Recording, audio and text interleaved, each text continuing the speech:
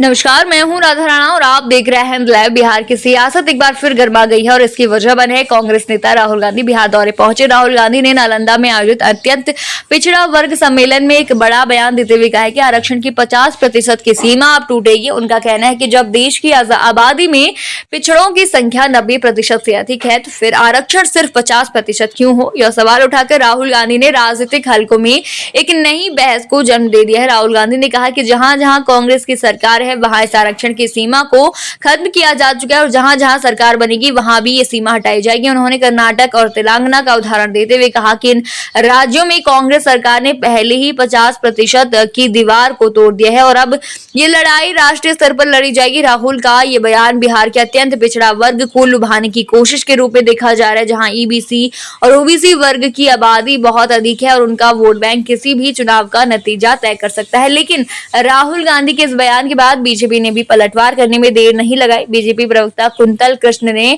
राहुल गांधी पर तीखा हमला बोलते हुए कहा कि जिस पार्टी के वह युवराज हैं उसी कांग्रेस पार्टी ने मंडल कमीशन की सिफारिशों को वर्षों तक दबा कर रखा था।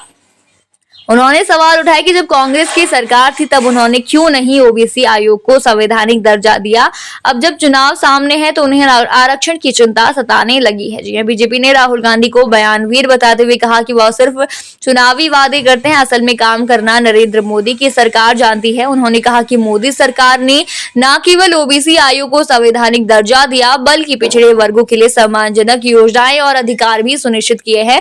कुंतल कृष्ण ने राहुल पर तंज कसते हुए कहा कि जब सत्ता में होते हैं तब घोटालों में व्यस्त रहते हैं और जब विपक्ष में आते हैं तो आरक्षण और अधिकारों की बात करने लगते हैं। ये बयानबाजी ऐसे समय पर आई है जब बिहार में चुनावी हलचल तेज हो गई है और हर पार्टी अपनी रणनीति को धार देने में जुटी हुई है। राहुल गांधी का ये बयान कांग्रेस की चुनावी रणनीति का हिस्सा है या वास्तव में पिछड़े वर्गों के लिए कोई ठोस पहल, ये तो समय बताएगा। लेकिन बीजेपी ने साफ कर दिया है कि वह राहुल गांधी के बयानों को केवल चुनावी जुमला नहीं मानती है, जो है चुनावी जुमला ही मानती है और इसे गंभीरता से लेने को तैयार नहीं है। बिहार की राजनीति में पिछड़ा वर्ग हमेशा से निर्णायक भूमिका निभाता रहा है और जब जब राहुल गांधी ने संवेदनशील मुद्दे को उठाया है उसके असर चुनावी समीकरण पर जरूर पड़ेगा। कांग्रेस के लिए दांव कितना कारगर रहेगा और बीजेपी इसे कैसे जवाब देगी, ये आने वाला दिनों में ही साफ होता जाएगा। आप क्या सोचते हैं इस पर हमें कमेंट सेक्शन में जरूर बताइए और बने रहिए हिंद लाइव के साथ ही चैनल को सब्सक्राइब करना ना भूलें और हमारी फेसबुक और वेबसाइट के साथ भी जरूर जुड़ें।